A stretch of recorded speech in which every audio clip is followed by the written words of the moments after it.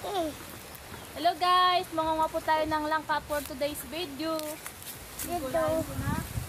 Gulayin ko po. Apo.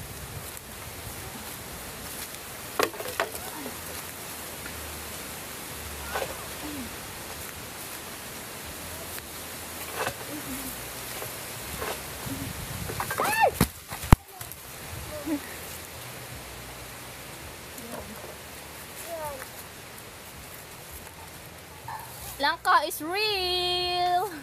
Real! Real! Langka is real. Kaso ang liit nga lang po nito.